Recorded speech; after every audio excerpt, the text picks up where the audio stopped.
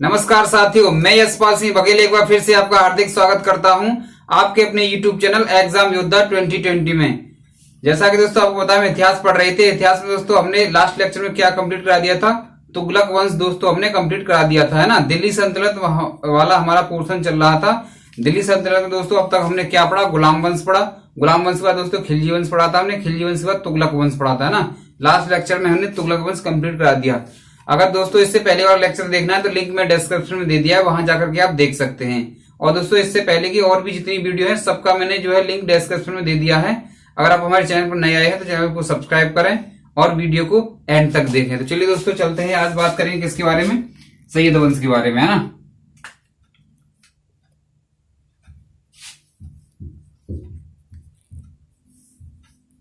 सैयद वंश, सैयद वंश की बात करें तो ये कहां से कहां तक इसने शासन किया था? 1414 ईडी से 1414 ईडी से इसने 1451 ईडी तक। 1414 ईडी से 1451 ईडी तक किसने शासन किया? सैयद वंश ने। ठीक है, चलिए सैयद वंश की बात कर लेते हैं। तो इसके अगर संस्थापक की बात करें तो सबसे इसमें जो पहले शासक थे वो कौन थे दोस्तों? खिज्र खां। खिज्र खां की बात कर लेते हैं। खिज्र खां, खिज्र खां की बात करें दोस्तों कब से कब तक इन्होंने शासन किया था? तो खिज्र खां की बात करें तो ये किया था दोस्तों इन्होंने 1414 से 1421। 1414 ईडी से 1421 ईडी तक खिज्र खां ने क्या किया? शासन किया ना। चलिए खिज्र खां के बारे में थोड़ा सा जानकारी कर लेते हैं। खिज्र खां की अगर बात करें तो ये दोस्तों संस्थापक था। संस्थापक की बात करें, किसका संस्थापक था ये? सैयद वंश का। ठीक, चलिए आगे बात करते हैं। तो खिज्र खां की अगर बात करें दोस्तों, इसने एक नगर बसाया था, इसका नाम था दोस्तों खिजराबाद। इसका नगर बसाया था इसने खिजराबाद, है ना। इसने खिजराबाद नगर बसाया।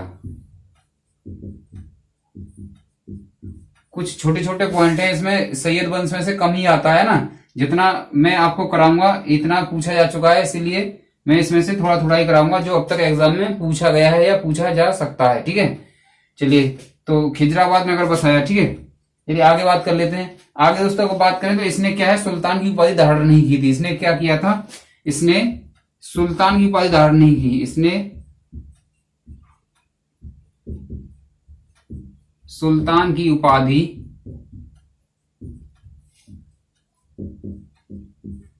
धारण नहीं की। क्यों नहीं की? क्योंकि दोस्तों ये किसके लिए शासन करता था? क्योंकि ये शासन तो करता था लेकिन ये किसके लिए करता था? तैमूर का एक पुत्र था शाहरुख। तैमूर का एक पुत्र था शाहरुख, ये उसको टैक्स देता था। तो एक तरह से मान सकते हैं कि ये शाहरुख की तरफ से शासन करता था। ठीक है, चलिए तो ये अगर बात करें तो क्या दोस्तों, जो खिज्र खां था ये तैमूर के पुत्र, तैमूर मतलब तैमूर लंग जो था, है ना। तैमूर के पुत्र, सैफ अली खान का बेटा मत समझना, तैमूर, है ना। क्योंकि तैमूर तो ये वाला तैमूर तो उस टाइम पे था ही नहीं, सैफ अली खान ही नहीं था, तो वो कौन कहां से हुआ, है ना। तो तैमूर के पुत्र, क्या नाम था उसका? शाहरुख। सब बॉलीवुड वालों के नाम मिलेंगे, है ना। तैमूर के पुत्र शाहरुख को कर यानी टैक्स, है ना, टैक्स देता था। ठीक है, इसके बारे में और अगर बात करें तो दोस्तों इसने एक उपाधि धारण की थी। उपाधि की बात कर लेते हैं। उपाधि की बात करें तो रैयत ए आला। कौन सी दोस्तों? रैयत ए आला। रैयत ए आला उपाधि धारण की।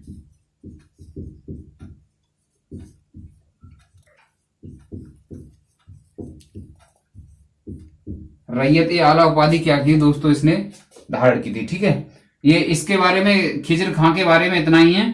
ठीक है, अब इससे अगले शासक की बात करते हैं। इससे अगला शासक कौन था? मुबारक शाह, है ना। इसका जो अगला शासक था, आई होप आपने लिख लिया होगा।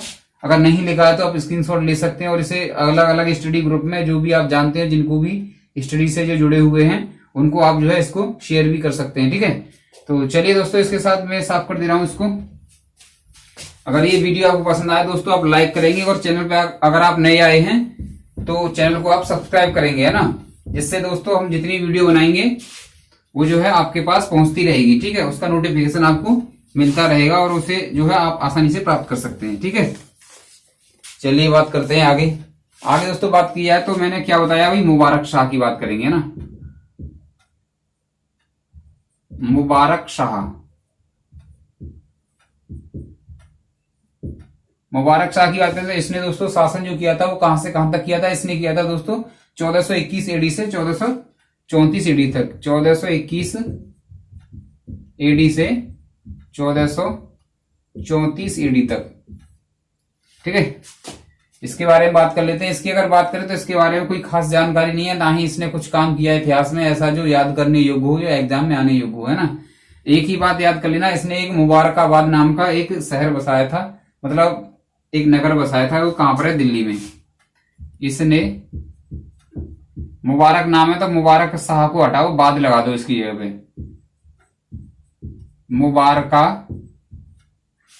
मुबारकाबाद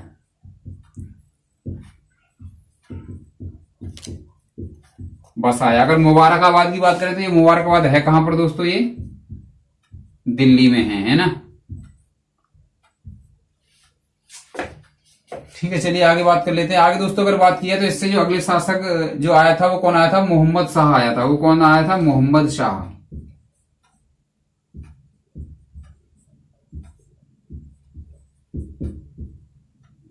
मोहम्मद शाह, तो मोहम्मद शाह की बात करें तो इसने शासन जो किया था वो कहां से कहां तक किया था? 1434 एडी से लेकर के इसने किया था दोस्तों ये आपका 1445 एडी तक। 1445 एडी तक। ठीक है, चलिए मोहम्मद शाह की बात कर लेते हैं। ये मोहम्मद शाह था, तो इसके अगर नाम की बात करें तो इसका जो नाम था वो तो क्या था? मोहम्मद बिन फरीद था। इसका जो वास्तविक नाम था क्या था? मोहम्मद बिन फरीद था। इसका वास्तविक नाम मोहम्मद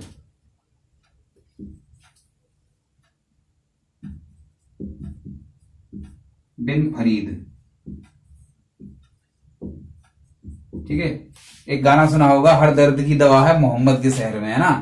मोहम्मद मतलब वो वाले कौन से वाले मोहम्मद? वो पैगंबर हजरत मोहम्मद साहब के बारे में कहा जाता है ना। मक्का मदीना, है ना। मोहम्मद का शहर किसको माना जाता है दोस्तों? मक्का मदीना जो है उसको माना जाता है। ठीक है, मक्का मदीना दो अलग अलग शहर हैं। ठीक है, मुझे इसमें थोड़ा ज्यादा जानकारी नहीं है। ठीक है, चलिए आगे बात कर लेते हैं। आगे दोस्तों बात करें तो इसने क्या है, इसने एक काम क्या किया, इसने बहलोल था, है ना। आगे पढ़ेंगे आप, बहलोल लोधी पढ़ेंगे ना। तो इसने बहलोल को क्या पुत्र कह के ही पुकारा था। इसने बहलोल को पुत्र कह के पुकारा, पुत्र कहकर पुकारा। ठीक है, ये पुत्र कह के पुकारा, तो ये आगे चल के क्या करेगा? ये जो है लोधी वंश की स्थापना कर देगा। अभी थोड़ी देर में बात करेंगे इसी लेक्चर में। ठीक है, चलिए आगे बात कर लेते हैं। यहां तक हो गया होगा। ठीक है, अब अगले शासक की बात कर लेते हैं। ये कौन है दोस्तों? अलाउद्दीन आलम शाह। ये कौन है? अलाउद्दीन आलम शाह, है ना।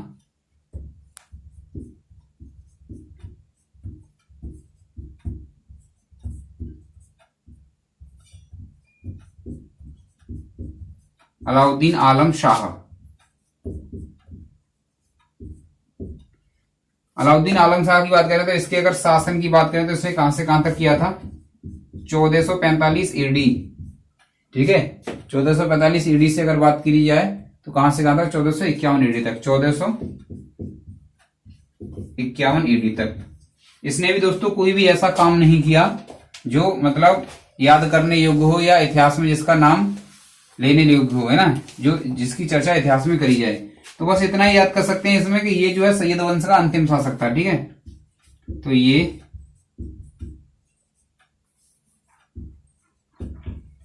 सैयद वंश का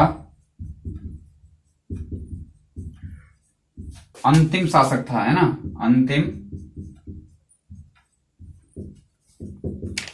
तो ये आप देख लेंगे, ठीक है। मुबारक शाह के बारे में 1421 से 1434 ईडी तक इसने शासन किया था। इसने कोई खास काम नहीं किया, इसने मुबारकाबाद शहर बसाया था, ठीक है।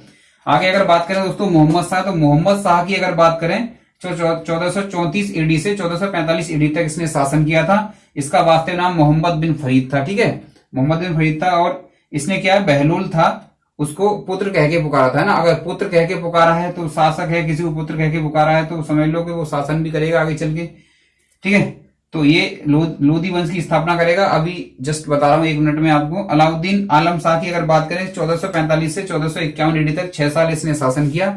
कोई भी इसने ऐसा काम नहीं किया जो याद करने योग्य हो, ठीक है। और इतना ही याद करेंगे, ये सैयद वंश का क्या था, अंतिम शासक था, ठीक है। चलिए आगे बात कर लेते हैं। आगे बात करेंगे अब किसकी, लोधी वंश की, ठीक है।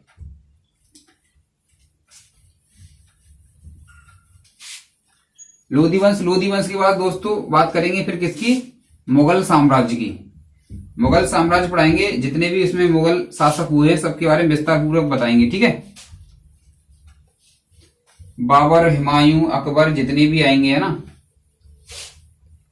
सबके बारे में बताएंगे।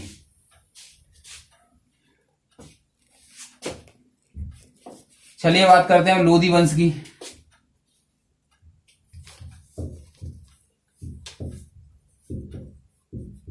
लोधी वंश की अगर बात करें दोस्तों, इसने कब से कब तक शासन किया था, ये किया था 1451 एडी से लेकर के 1451 एडी से लेकर के 1526 एडी तक। 1526 में क्या होता है दोस्तों, बाबर आ जाएगा, है ना, उसको बताएंगे अगले लेक्चर में, है ना। जब भी मतलब उसका टर्न आएगा, जब ये लोधी वंश हमारा समाप्त हो जाएगा तो उसके बाद कराएंगे फिर आपको मुगल साम्राज्य, ठीक है। मुगल साम्राज्य की स्थापना कैसे होती है, कौन थे मुगल, कहां से आए थे, ठीक है। ये सब आपको बड़ी ही विस्तार पूर्वक बताएंगे, ठीक। चलिए आगे बात कर लेते हैं। तो इसमें सबसे पहले मैंने आपको बताया था अभी थोड़ी देर पहले, बहलोल लोधी, है ना, बहलोल लोधी की अगर बात करें तो इसने कब से कब तक शासन किया था, तो इसने किया था दोस्तों आपका 1451 से 1489 तक। 1451 एडी से लेकर के 1489 एडी तक, ठीक है। चलिए अगर इसकी बात करें दोस्तों तो ये क्या था, ये संस्थापक था, है ना। किसका संस्थापक था, लोधी वंश का संस्थापक था ये, लोधी वंश का, है ना। चलिए आगे बात करते हैं इसके बारे में। चलिए और जानकारी प्राप्त कर लेते हैं। तो बहलोल, इसने क्या है, बहलोल नाम के सिक्के चलाए थे अपने राज्य में, ठीक है। अपने मतलब शासन के टाइम पर इसने क्या किया, इसने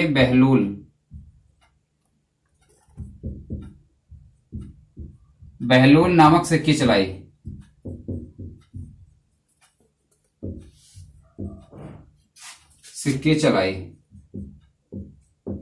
अगर पूछा जाए आपसे कि बहलोल नाम के सिक्के किसने चलाए, तो किसने, बहलोल लोधी ने चलाई थी, ठीक है।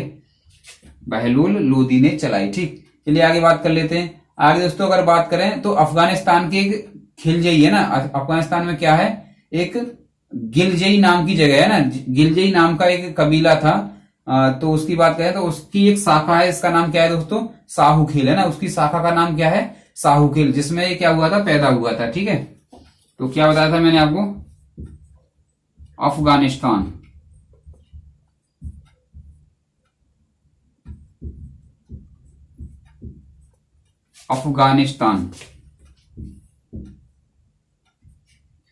का एक गिलजई कबीला था, है ना, गिलजई। अफगानिस्तान के गिलजई कबीले, अफगानिस्तान का क्या था दोस्तों, एक गिलजई कबीला था, उसकी एक शाखा थी, इसका नाम था साहूखेल। गिलजई की एक शाखा, है ना, एक शाखा, नाम क्या है इसका दोस्तों, साहूखेल,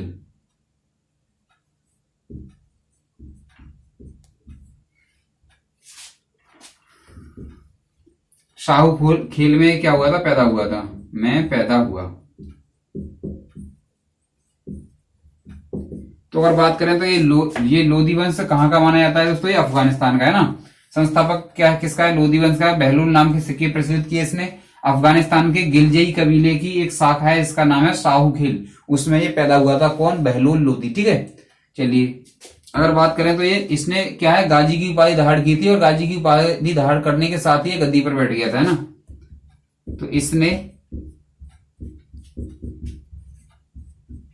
गाजी की उपाधि धारण की, गाजी की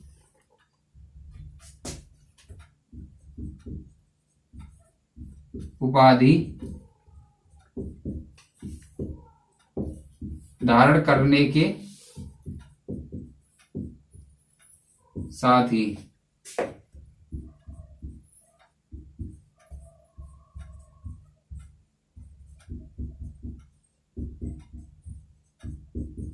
गद्दी पर क्या कर गया, ये बैठ गया। ठीक है, ठीक है, चलिए आगे बात करते हैं। तो इसकी अगर दोस्तों पुत्र की बात करें तो इसका पुत्र कौन था, सिकंदर लोधी था। इसका पुत्र कौन था, अगर इसके पुत्र की बात किया है तो पुत्र, ठीक है,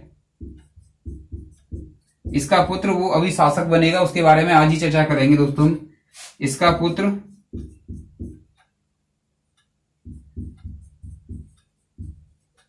सिकंदर,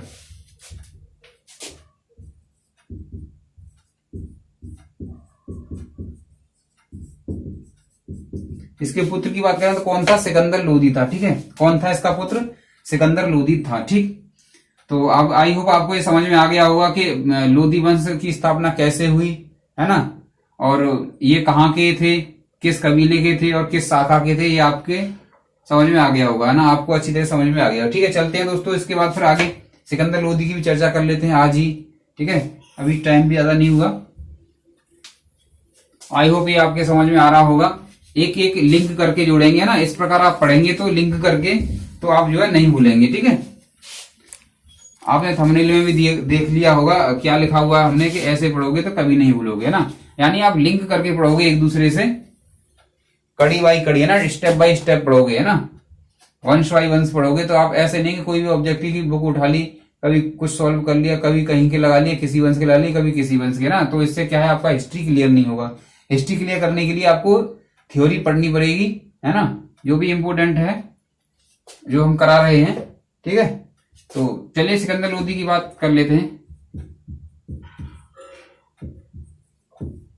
सिकंदर लोधी, सिकंदर लोधी की बात करें दोस्तों तो इसने कहां से कहां तक शासन किया था, इसने किया था 1489 से लेकर के, और कहां तक किया था, 1517 ईडी तक। 1489 से 1517 ईडी तक इसने क्या किया था, शासन किया था। किसने, सिकंदर लोधी ने, है ना। एक सिकंदर महान था, उसके बारे में भी बताएंगे, शायद उसके बारे में तो बता दिया होगा मैंने, ना, नहीं बताया हुआ तो बता देंगे, बता दिया उसके बारे में, तो वो तो लेक्चर हो गया सिकंदर लोधी वाला, तो उसका सिकंदर का, है ना, सिकंदर महान था। ठीक है, चलिए इसके बारे में बात कर लेते हैं। अगर इसके बारे में बात करें तो इसके वास्तविक नाम की अगर बात करें हम,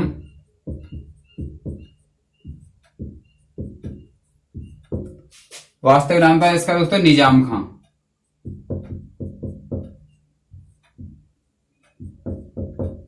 देखो क्या है कि इनका वास्तविक नाम कुछ होता है, बड़े हो जाते हैं, शासक बन जाते हैं, तो ये कुछ और रख लेते हैं ना। इनका वास्तविक नाम याद रखो, फिर उसका वो रखो, मतलब रखना ही रखना है हम लोगों को, है ना। चलिए, तो अगर बात करें दोस्तों 1504 में क्या होता है, इसने आगरा की स्थापना की थी। मोस्ट इंपोर्टेंट है, ध्यान रखेंगे एग्जाम के पर्पज से, जितना इंपोर्टेंट लगाया है उतना ही कम है ये, है ना, यानी बहुत ज्यादा इंपोर्टेंट है। तो इसने क्या किया था, 1504 की अगर बात करें, कितने की, 1504 की, तो 1504 ईडी में इसने आगरा की स्थापना की, आगरा बसाया, आगरा की स्थापना की, है ना, आगरा बसाया, आगरा की स्थापना की। आगरा के बारे में पता ही होगा, आगरा किस लिए प्रसिद्ध है, ताजमहल के लिए, है ना, ताजमहल की आगे चर्चा करेंगे, सिंबल ऑफ लव। ठीक है, तो चलिए आगे बात कर लेते हैं। आगे दोस्तों अगर बात की जाए तो इसने क्या किया था, आगरा को अपनी राजधानी बनाया था, है ना।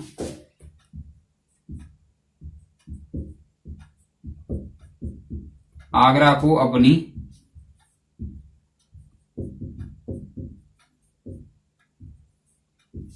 राजधानी बनाया।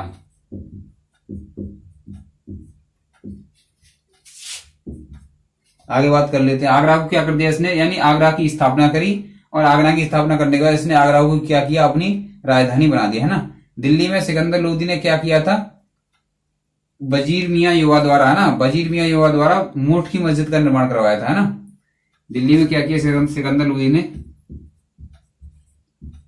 दिल्ली में इसने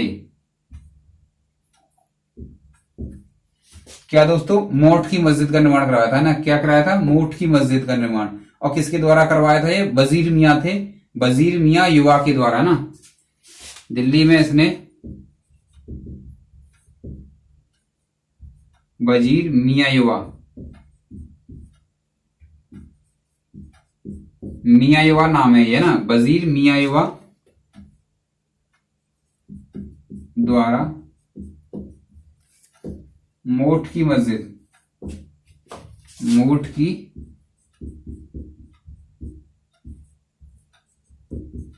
मस्जिद का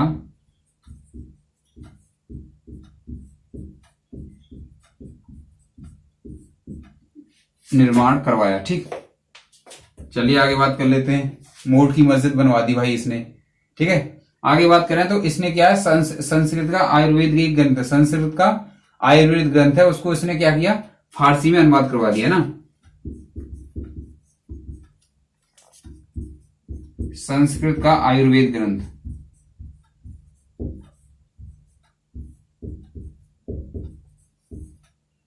संस्कृत का एक आयुर्वेद ग्रंथ है, जिसने क्या किया, इसने उसको फारसी में जो है अनुवाद करवा दिया, है ना, फारसी में अनुवाद कराया। संस्कृत का आयुर्वेद ग्रंथ का इसने फारसी में अनुवाद करवाया।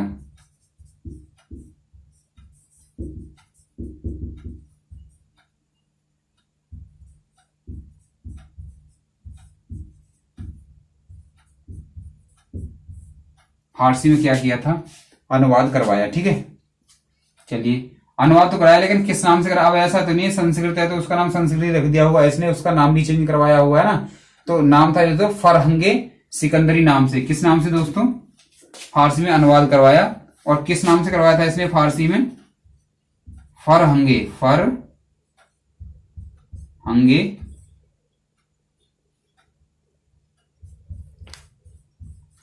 सिकंदरी। क्या है दोस्तों, सिकंदरी। नाम याद रखेंगे ना ये, ठीक है। किस नाम से, फरहंगे सिकंदरी के नाम से, फरहंगे सिकंदरी, ठीक है। थोड़ा गलत हो गया है, फरहंग ए सिकंदरी, ठीक है।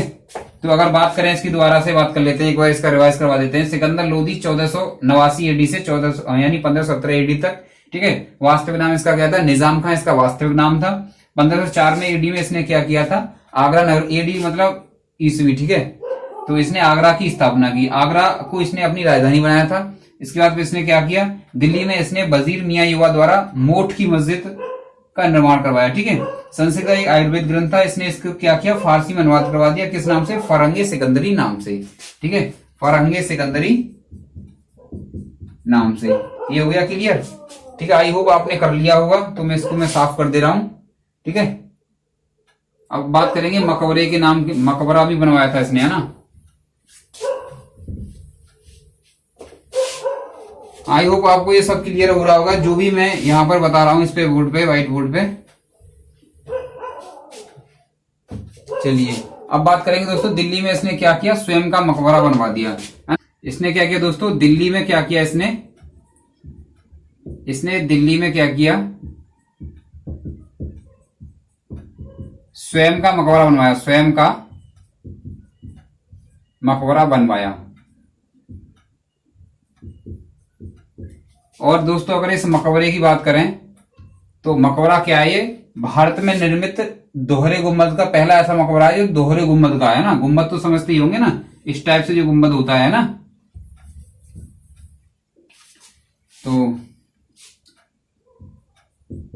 भारत में निर्मित है ना, भारत में निर्मित प्रथम दोहरे गुम्बद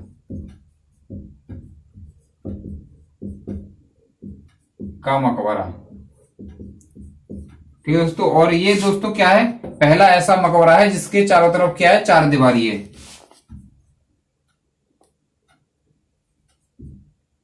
क्या है दोस्तों? ये पहला ऐसा मकबरा है जिसके चारों तरफ क्या है? पहला मकबरा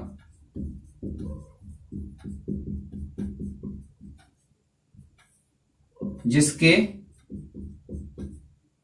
चारों ओर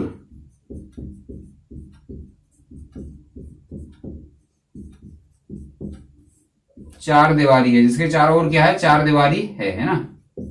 चार दीवारी का मतलब जैसे मान लो ये आपका दोहरे गुम्बद का ऐसे मान लो मकबरा है ना, तो क्या है? चारों तरफ इसकी जो बाउंड्री कर देते हैं ना, चबूतरा टाइप से जो बना देते हैं इस टाइप से। ठीक है, ये मैंने ऐसे ही रफली बता दिया आपको। चारों तरफ से चार दीवारी का मतलब ये है कि उसको चारों तरफ जो है चबूतरा टाइप से जो बना देते हैं। ठीक है, तो ये आई होप आपके समझ में आ गया होगा। अगर आपको समझ में आया दोस्तों, आप इसे लाइक करेंगे ना, ज्यादा से ज्यादा शेयर करेंगे। इससे अगला लेक्चर हम आपको कल जो है टाइम से मिल जाएगा आपको, है ना। कल बताएंगे इससे आगे। तो आई होप ये आपके समझ में आ गया होगा। इससे पहले की जितनी वीडियो है लिंक मैं डिस्क्रिप्शन में दे दिया है। अगर आपने वीडियो को लास्ट तक देखा है तो आप लाइक करें, ज्यादा से ज्यादा इसे शेयर करें, अपने दोस्तों को शेयर करें। ठीक है, ये आपका अपना चैनल है और इसको जो है आपको ही आगे बढ़ाना है। नए नए दोस्तों को आपको जो है जोड़ना है। ठीक है, इस परिवार को आपको बड़ा करना है। ठीक है, तो इसी के साथ दोस्तों आप स्वस्थ रहें, मस्त रहें। धन्यवाद।